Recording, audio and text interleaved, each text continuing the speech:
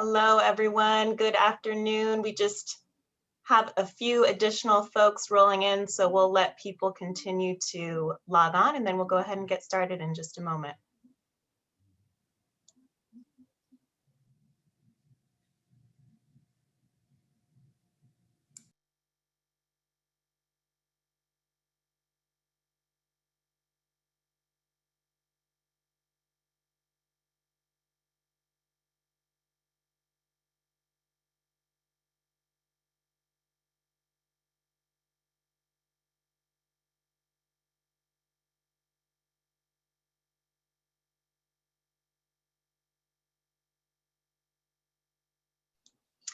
All right, so want to be mindful of everyone's time, so let's go ahead and get started. Again, good afternoon, everyone. We really appreciate you being here with us today. My name is Lindsay Poole. I'm the Vice President of Strategic Partnerships at CNHED, and I oversee our DC Community Anchor Partnership, or DCAP. And I really want to thank you all for joining us today as we celebrate Women's History Month with a panel featuring some leading women in the field of community economic development and representing a number of different domains within that space. So in honor of this month, we thought that we would shake things up a little bit by sharing the mic.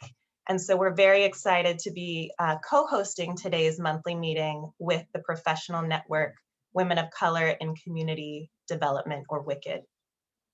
Now, before I introduce our moderator, I'd like to just go over some quick virtual housekeeping items. I'm sure you're familiar with these, but just in case, to quickly run them through. As a reminder, this is a webinar, so we won't be able to see or hear you, but we certainly do want to hear any thoughts or questions that you have as you listen in on this panel discussion. So do feel free to use the chat function. And then we also want to recommend that you use speaker view. You can adjust your settings by using the button in the upper right-hand corner. Speaker view will allow you to focus on the person who's speaking at any given moment in time.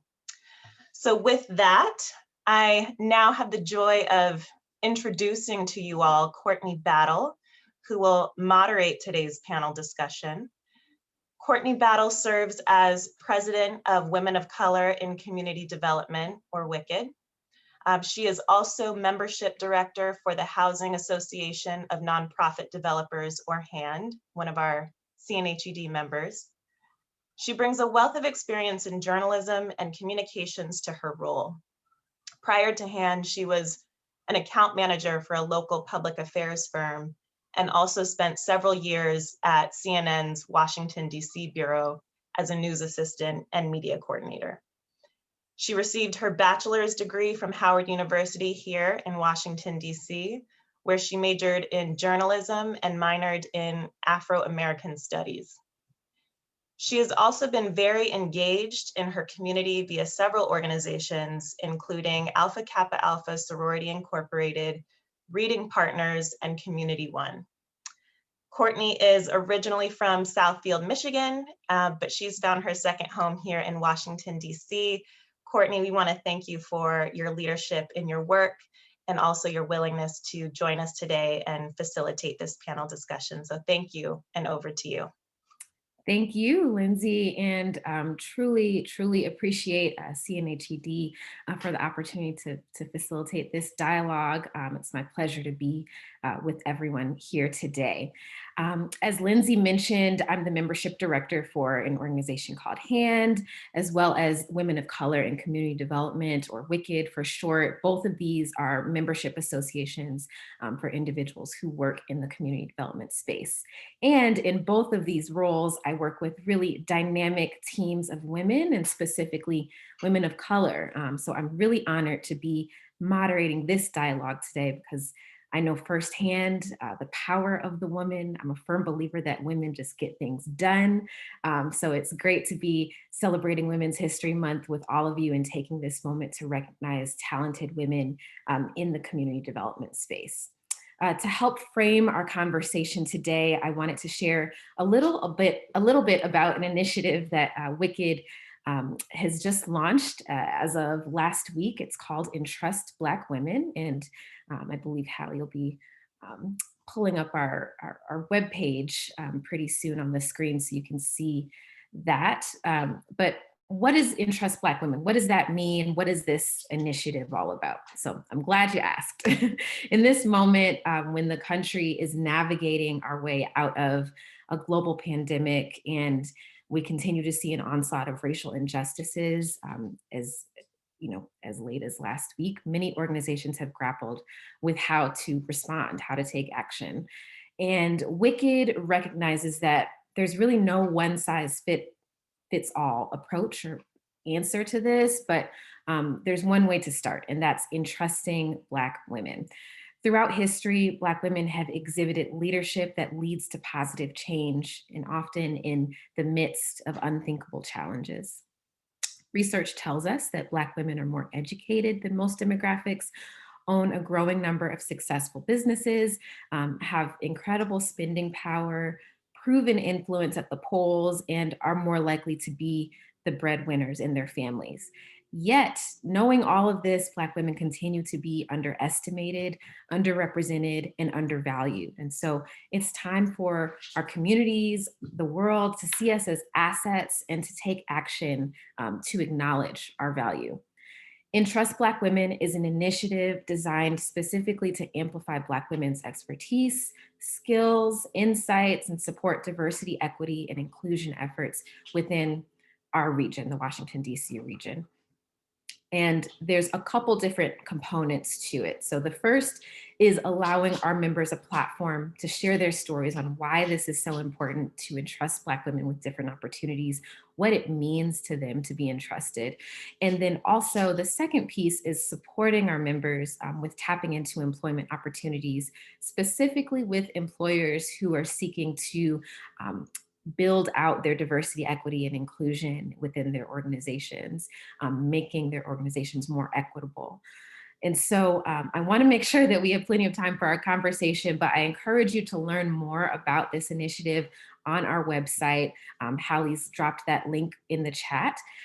So please do visit. And if you're interested in joining WICED, we of course welcome that as well. So now, as we turn to our conversation with our panelists, you'll learn that these three women have also been entrusted with several wonderful opportunities. They're living proof that when women are given a challenge, they not only address it, but we do it with flying colors. And so as we speak today, I encourage all of you, all of our guests to, and specifically those of you who identify as women, to think about what you have been entrusted with and how that has changed your life and your community. And so with that, I'd like to welcome our panelists, which is an all-star lineup. We have Robyn Holden, who's the CEO of Emergency 911 Security, one of the largest female minority companies in the Washington, D.C. area. We also have Leslie Steen, who is a senior advisor at Wesley Housing and a veteran in the world of housing and community development. And we also have Veronica Wright, who was recently named Senior Vice President and Chief Program Officer of Workforce at So Others Might Eat. So congratulations, Veronica, on that promotion. And let's get right into it. So I'm going to give everyone an opportunity to just give a brief introduction of themselves, a little bit about yourself and your story, and what made you want to get into this space, into community development. So we can start with Leslie and go from there.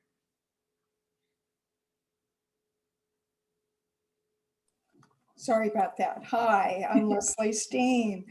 I stumbled into this space, a long journey when I was young. I'm entrepreneurial, like to be my own boss, creative.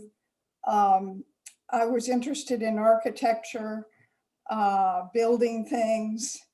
I couldn't type. Everybody wanted me to type. I go back that far. The men's and the women's want ads in separate columns. And so I struck out on my own and started renovating row houses and selling real estate to pay the bills on an immediate basis. I was told by a lawyer friend that the only place a woman could enter the real estate field was residential property management or residential sales. No commercial work, no development work, no construction work. So I went off and I started doing my own construction and selling. And then I found I really wanted to help people. I kept trying to find creative ways to help people into their housing, to afford their housing, all kinds of things, equity sharing, early tenant deal before TOPA, working with the tenants to buy their building. I just kept doing that. And eventually it led me to the nonprofit housing arena, where I have been most of my career and have loved it. Thank you. Thank you, Leslie. And we have a comment in the chat from Steve Glade. It says, Leslie's being very modest that you've contributed to the framing of most major housing policies for decades. So we have a rock star in our presence. Thank you. Robyn, I'll turn it over to you. Good afternoon, everyone. I'm Robyn Holden, and I am the president of Emergency 911 Security. My company has been in business for 30 plus years. My background is electrical engineering. I entered the electronic security space when there were no other women as in owners, and very few in any of the major positions in electronic security firms. And that, well, 30 plus years. So during that period of time, the security business wasn't even on the same level as it is today. This is pre-911. Most of the security at that particular stage when I entered and owning my own business, there were a few buildings downtown Washington, K Street, Bethesda, Maryland, maybe Gaithersburg that had security alarm systems in them, meaning having cameras in them, and maybe on the entrances of the buildings. Now, maybe small stores and things like that, the mom and pop stores, they had security, but I was on the commercial side. And so after, let's say, getting my training, well, my background's electrical engineering, but I did work for electronic security company designing systems. And that was sort of accidental from the perspective that this particular company was looking for somebody in the electrical field. And they also had the security division. And my interest was something brand new, which was the electronics area, the access control, closed circuit TV, intrusion alarms, fire alarm systems, and telephone systems.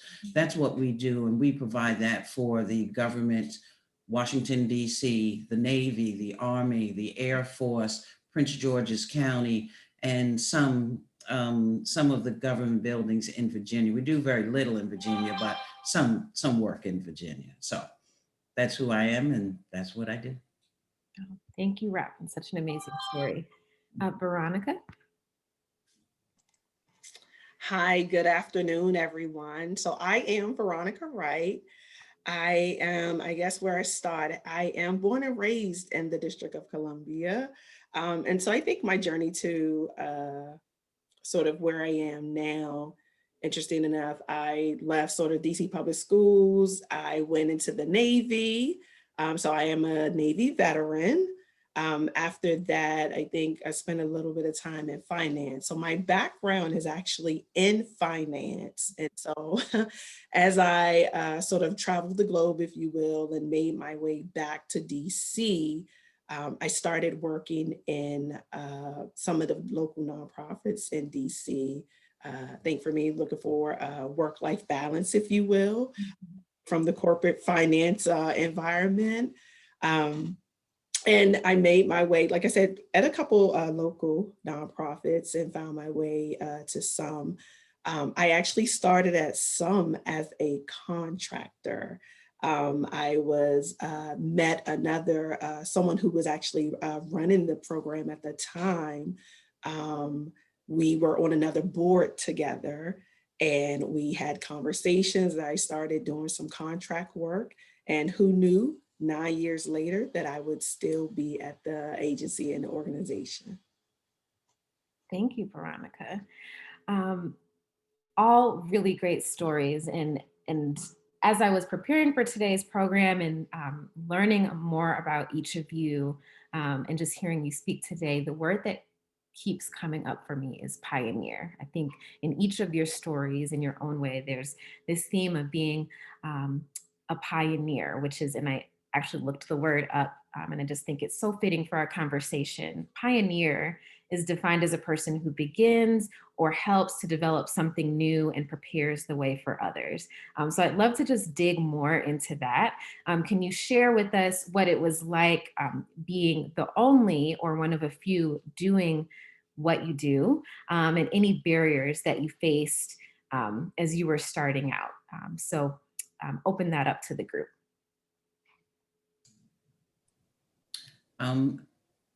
When I started, as I said, there were very few women, and actually I knew absolutely none Black women doing what I was doing. And so the first challenge was the actual field was starting to open up in the way, it was the groundwork for where we are now.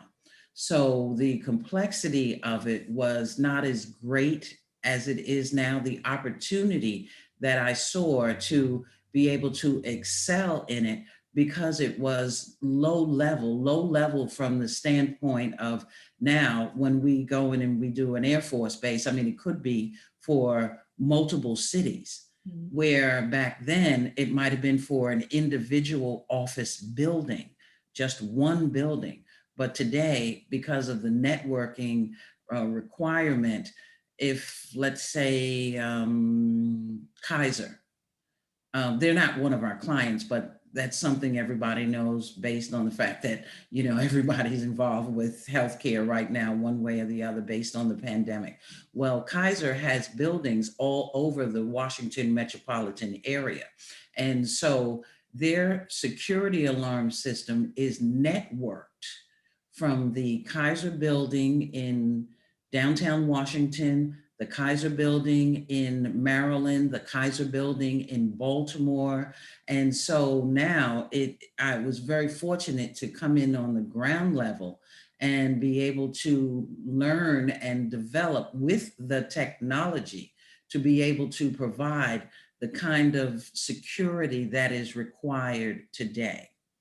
Now, so the point is that I was very fortunate in coming in on that level, even though I had the background in electrical engineering, which is totally different, but very similar. And the reason that I started my business was because after looking at and being a part of the ground floor level, I looked at that and I said, you know what, I can do this. I can employ Black people. They have me in this position, assisting the company that I was working for, design the systems for them. And I said, you know, I'm the only one here. I could do this for others. And so I have 30 years later. Love that. You saw a gap in the market, and yeah, love that. Leslie or Veronica? So when I started out, there weren't any women in development. There were a handful of us around DC that were in various aspects of things. And my first job in development, I worked with two other women, and we ran a firm for an out-of-town investor, a man. He had the money, and we did everything. And as things went further, at some point, I wasn't the head, there was another woman who was in charge. This investor decided he needed a man to be the face and to head up the organization, and brought in someone over my boss and all of us. And the company didn't go well. and we all left. And that company didn't last very long. I can say that I at one point in my career, I could say, anybody I've ever worked for is no longer in business. But eventually I got into affordable housing, and I was given the opportunity I've started two nonprofits. One, I was started by the cities of St. Paul and Minneapolis together wanted a nonprofit that they could get to do the development they wanted. And I returned, I was in Minnesota for a couple of years, and I returned to Washington, and I was given another opportunity. And I was allowed to go and run with it and do what I thought was right. I was very fortunate. My chairman of the board didn't make me comply with the way the rest of the development world. I used to say the men in dark suits in the elevator, all the tall men, I get in the elevator. I worked for National Housing Partnerships, which was the biggest owner of affordable housing in the country at one time. I'd get in the elevator and it was all the tall men in dark suits with deep voices. Mhm.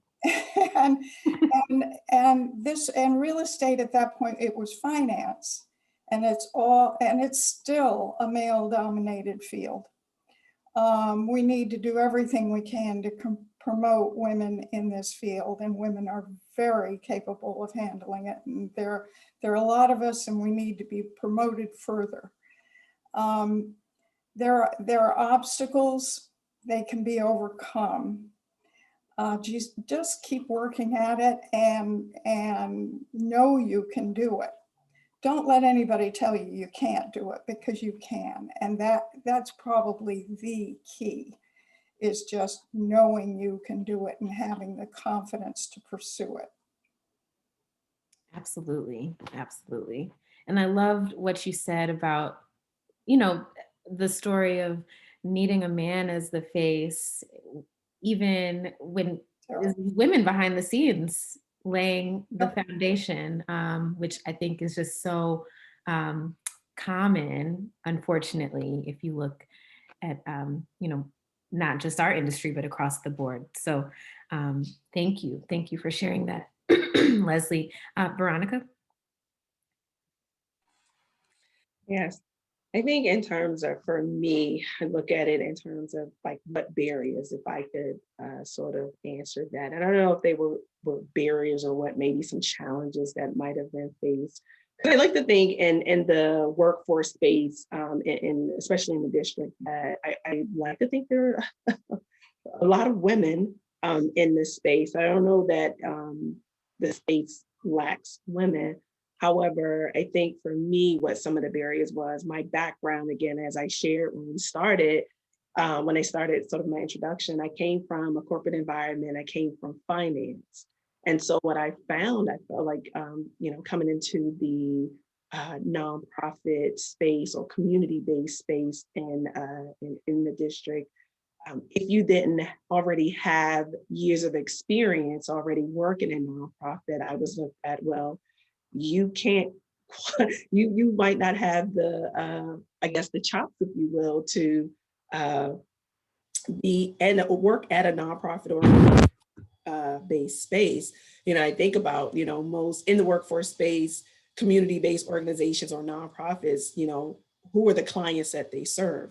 Well, guess what? Many of the clients look like me, but I don't think that was enough for, at least when I first started out at looking for employment in the space of workforce development. And I would like to think, like where we are now, that it definitely a lot has changed. But if you look around the district and in the workforce space, you probably can count the number of women that might be in that lead those organizations. But I think that the barriers to it was that I didn't really come with a community-based or a nonprofit background. I think those might have been some of the challenges or barriers that I saw getting into the space. Mm-hmm, mm-hmm. Definitely. I think that's very relatable. You know, for those of us who didn't start out, you know, even myself didn't start out seeking, an opportunity in the nonprofit world, but here we are. And so thank you for sharing. Leslie, I'd like to point this next question to you, and you kind of referenced this in your last response, but as many of us know, and we're here celebrating Women's History Month, and as pivotal as women have been within community and economic development, it's still a very male-dominated space, as you referenced.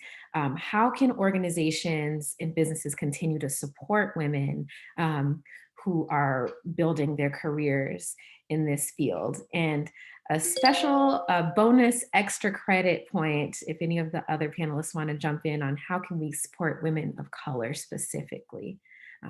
We can start with Leslie. Okay, well, you know, I started in the business with thinking you had to do it the way the men did it. You had to be accepted into their world, and you had to do it by their rules. And so I wore a dark suit. I learned to wear a dark suit too. And so when it got around to me running a company with people, I ran it and felt I needed to run it the way other companies did, which meant there was no room for a woman's personal life, as in family life. When I got into the field, I thought, you know, I'm not going to be able to have children and pursue my career. It's just not going to be possible. And I ran my company that way. I didn't think developers, other lines of work, yes, but developers, the development work was so demanding that it would be close to impossible to really have a family and meet the needs of a family and work. And I didn't think it was possible. Well, there was a competing nonprofit in another area that built their business model on accommodating women's schedules. And they did a stupendous job with it. Really great company. They grew it up and it does great work. And subsequently, years later, I am now working for another nonprofit, Wesley Housing, where the CEO has believed in flexibility in workspace, time, remote work, shared jobs, all of those kinds of things. You can accommodate women's demands that often men don't have the same level of burden. And you can accommodate that in a business and do it very successfully. Wesley Housing accommodates women and men having a more balanced lifestyle, remote work before COVID, lots of remote work. So it can be done. So supporting women and what they need to be able to do well in their jobs is something companies can do and should do. And for women of color, we really need to work on the pay scale, women all together, but we really need to work on the pay scale. And that's something companies can easily do that. They just need to decide to do it. So. Great points, Leslie. Robyn or Veronica, anything to add?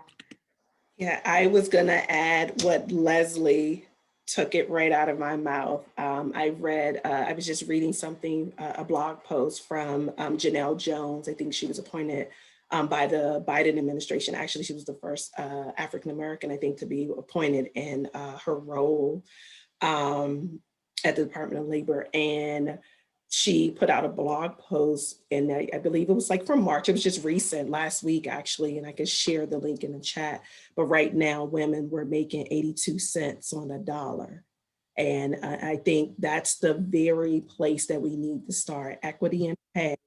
I believe is key. Just as Leslie mentioned, you know, I think as women or young girls growing up, we were taught, you know, you have to work harder, be smarter. And I know my grandmother used to share with me, you know, as a woman of color, you had to work 10 times harder than your peers or counterparts just to be on the same playing field.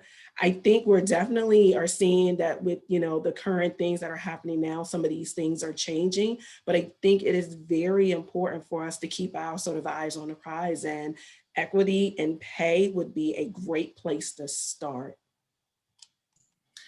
In my particular industry and the clients that I serve, which are government, the requirements for a technician, be it male or female, is equal in pay. There are no variations in that. My fire alarm technicians, male or female, are required to make the same amount of money. One of the things that I do have to applaud the mayor of the District of Columbia, she enacted the wage rate, increasing the wage rate for all employees in the district, and this is minimum wage rate. So I do, as well as the family leave policy, which includes women. And I just had an employee a couple of months ago, she had to go out on family, well, actually it was before the pandemic. She had to go out, she just had a baby. And as a matter of fact, today, one of my employees, she had to take her daughter to have a mammogram.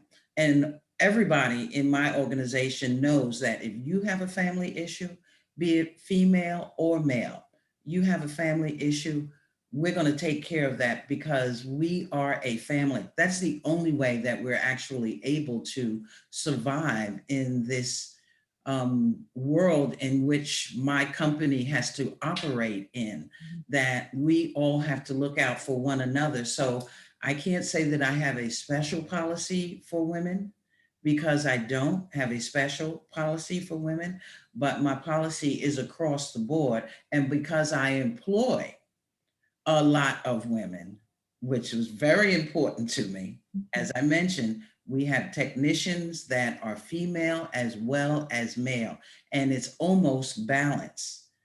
So that's what I have to say.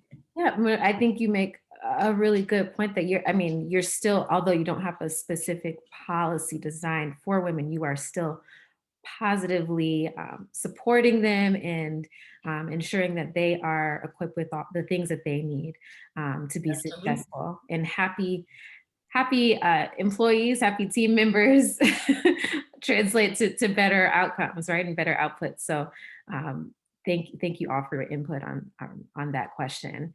Veronica, I'd like to turn to you. I love your story because you've really kind of moved your way up through the ranks at some and have charted this amazing path for yourself.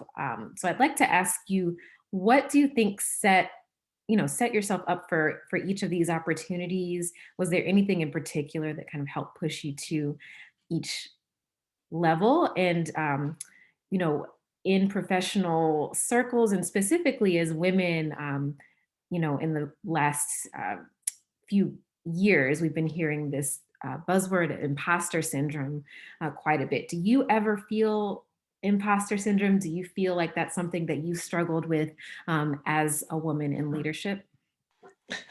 Did I have it across my forehead? I would absolutely, not be speaking my truth if I said to you, no, I've never heard of this imposter syndrome.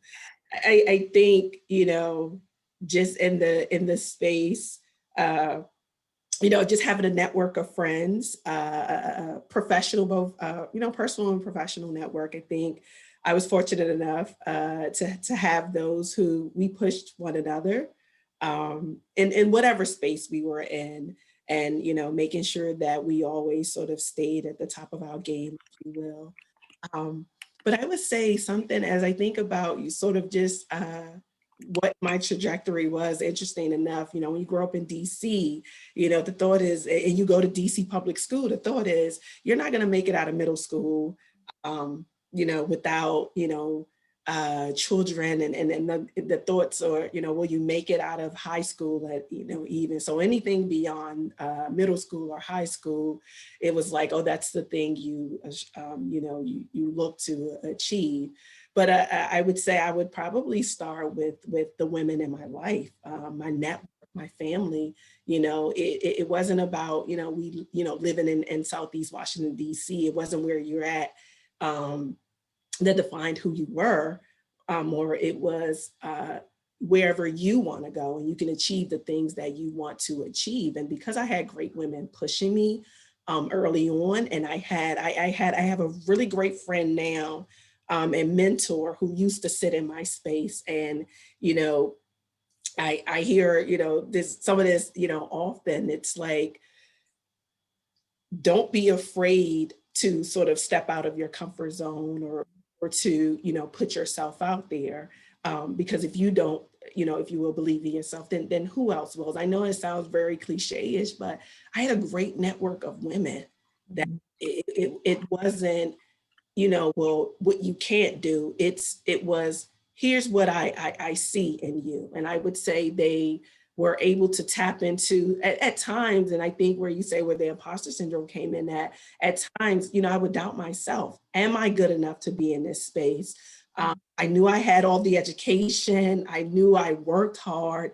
But I believe what helped me navigate was honestly having women that were supportive. And I think that is very important in a workspace.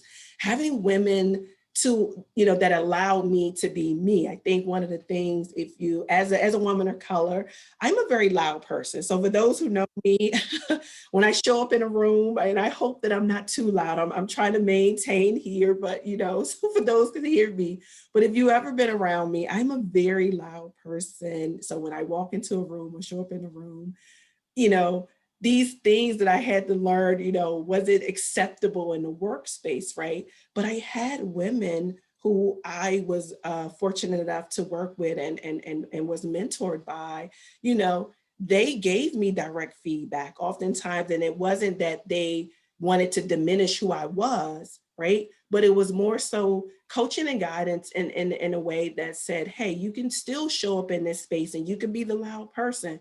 But make sure when you come, that when you show up in that room, that you are knowledgeable, right?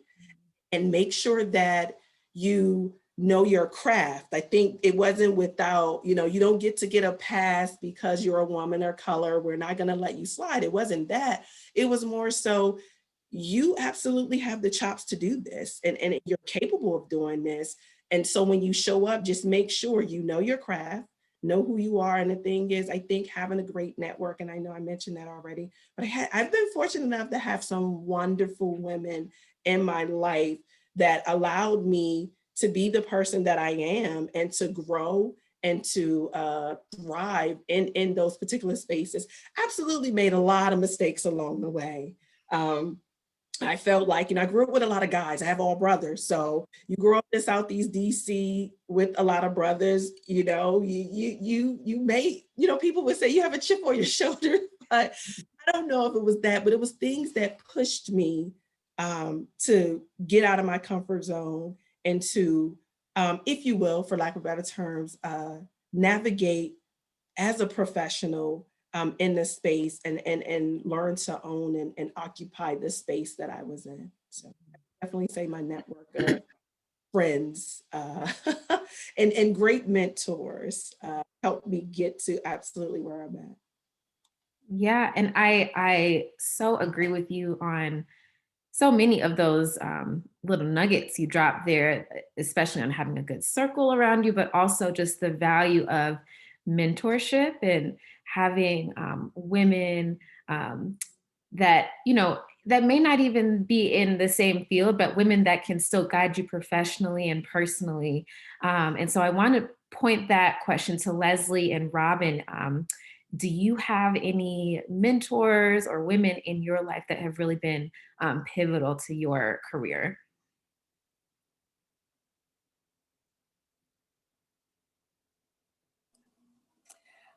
I haven't had any women mentors, which I regret a lot, but that a lot has to do with my age and me entering the field when there weren't women to mentor.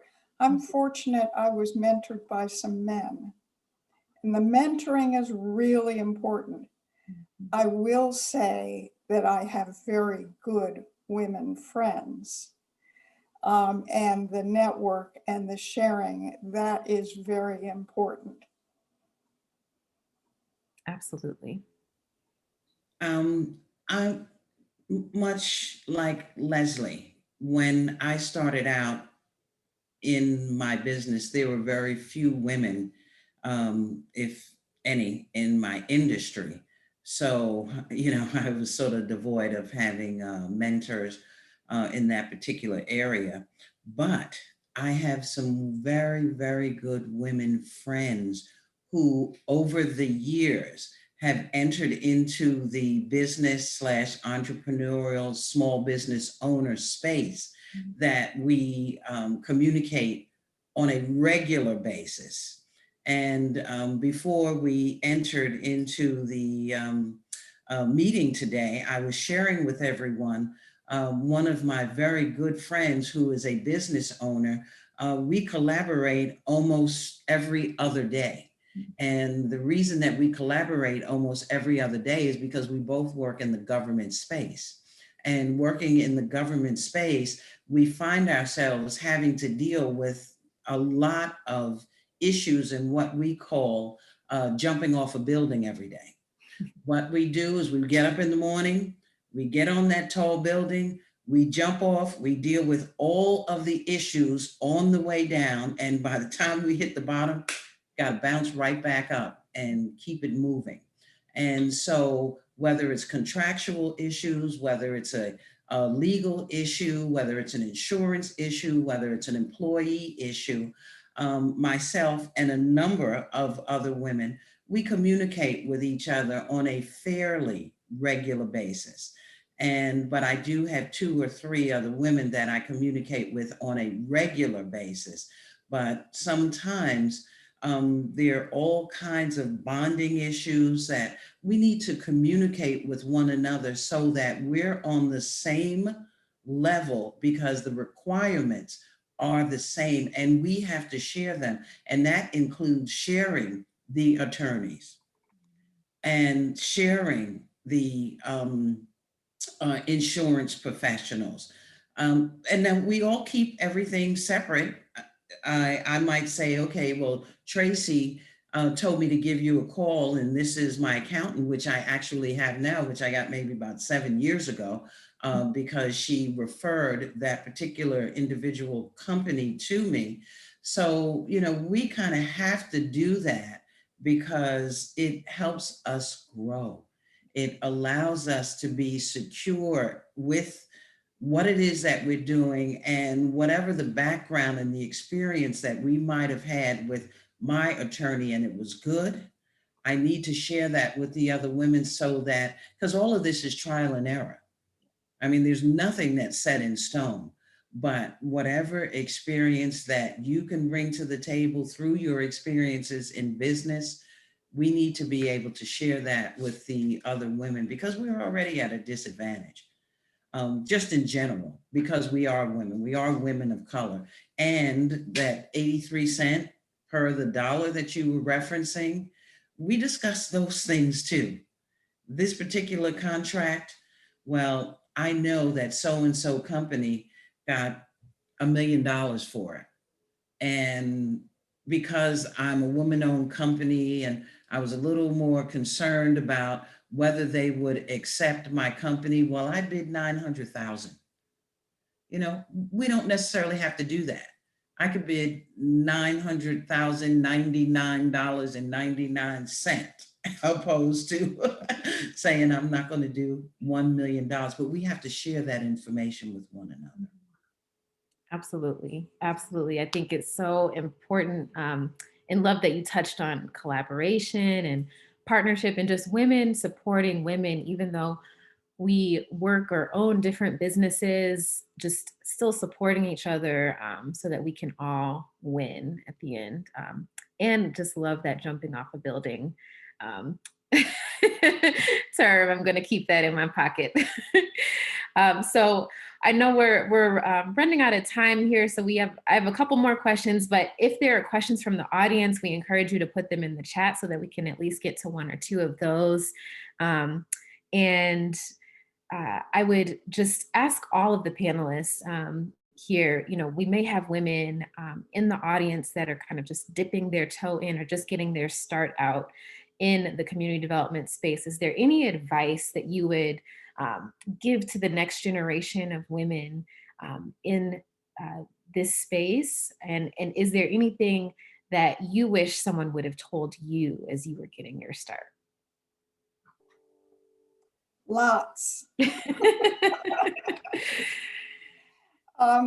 I wish I had understood the concept of managing up and managing down. Nobody taught me that. Nobody told me that. And I didn't always do it as well as I should have. Remember, you have to manage up and you have to manage down. You have to manage the people you report to, the public. Don't forget to publicize yourself. I'm not good at that. Lots of people have told me you got to do more of that. You have to take care of the people that work for you. You have to make sure that their lives are full, their careers are full, they're being successful, they have what they need to be successful. You have to go both ways. I wish someone had made that concept clear to me early on. And the one other thing, dare. Jump off that building, dare. Always, you can do it, dare to do it. If you think you can do something, there's something you can contribute, go out and do it. Don't let anybody tell you you can't. Take the risk. Way back in the 70s, I had a group of women say to me, Leslie, when are you going to take the risk? And that was a huge message to me. And that's when I started renovating row houses and selling real estate. I took the risk and it went from there. Take the risk, be perseverant, have perseverance, work hard. You will get there and you will do it. But daring is the most important thing. And you never know what it could lead to. Right. Robyn or Veronica?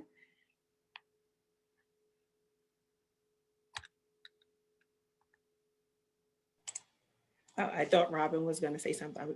I would just piggyback off of what Leslie shared. I would say when she said, take the risk, I would admit, I would tell you, I was not a huge risk taker, but what I did, I surrounded myself with women who were risk takers, right? And so I got to model and watch them. So I would say, absolutely put yourself out there. What's the worst that can happen? You have to try.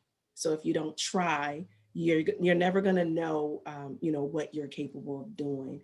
And I would say, don't be afraid to make mistakes. I think that's one of the things where, if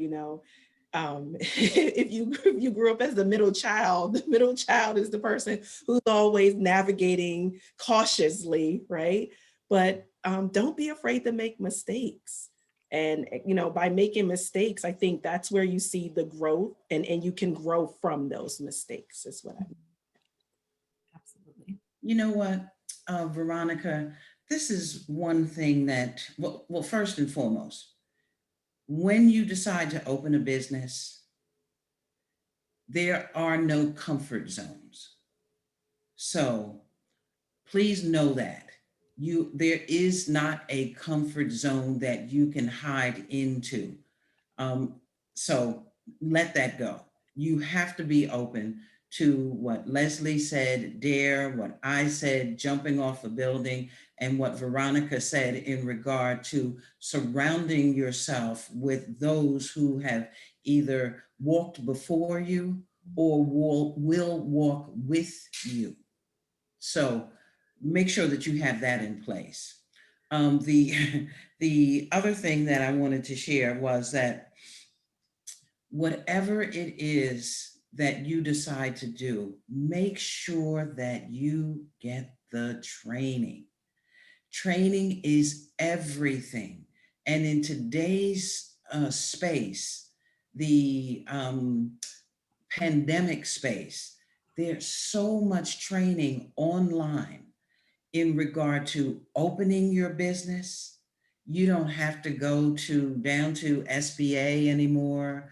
There are multiple locations like CNHED, the organization that Courtney was talking about, Lindsay was talking about, and start to join these organizations and develop your group of women that will be able to work with you to help you develop from wherever you are to wherever you want to go, and have the trust. Because if you feel that there's something that you want to do, know that no one can take it from you. So there's no problem sharing your ideas, because someone else may be able to bounce off whatever it is that you have to say that will trigger that one thing that will allow you to get where you need to go. That's it. Thank you. All right. Well, with that, I think that's a good place to leave things. If there are no other questions from the chat, then I will kind of wrap things up here and turn it over to Lindsay. So I'd like to thank again. Do we have something in the chat here? Let me just check. Okay. We have a comment that says, "Conversation was awesome. Thank you, Maria." So thank you again, Robyn, Leslie, and Veronica. This has been so much fun, and just really enjoyed getting to know each of you a little bit better. I think that your perspectives and experiences have really resonated with our group today. And if we don't walk away with anything else, I think we can leave here knowing that women are such a powerful force, not just in community development, but across the board, and not just during Women's History Month, but every day of the year. So today we celebrate you. We celebrate all of the women in the audience today, and thank you for everything that you do. Finally, I'd like to also thank CNHED for hosting today's program and their continued partnership, as well as their leadership, Steve Glaudet, Hallie Holmes, Raina Whitted, and Lindsay Poole, who were all instrumental in pulling together today's program. So with that, I will hand things over to Lindsay. And again, it's been a pleasure being with everyone today. Thank you, Courtney. I just honestly have to say, wow, because you all dropped so many gems in this conversation. I know I was over here taking copious notes. I'm sure many of our attendees were too. And so I just want to say a sincere thank you to each of you, Courtney, for facilitating such a fruitful conversation, Veronica, Robyn, Leslie, for just your candor, your honesty, your willingness to share your personal stories, your testimonies, your insights. This was incredibly valuable. So a sincere thank you to all of you. And I do want to give a quick plug, Courtney, to Entrust Black Women. So just a reminder to everyone to please check out the site. The link was dropped in the chat. And then just lastly, I was so moved by the conversation about the importance around having a network of women around you, whether that be professional mentors or solid girlfriends. And so I just want to leave everyone with one bit of homework, which is to reach out to at least one woman in your circle to check in on her, see how she's doing, and see how you can help her in her growth journey, whether that be personally or professionally. So thank you again. And to our members who attended today's event, we look forward to seeing you next month. Have a great day, everyone. Bye, everyone.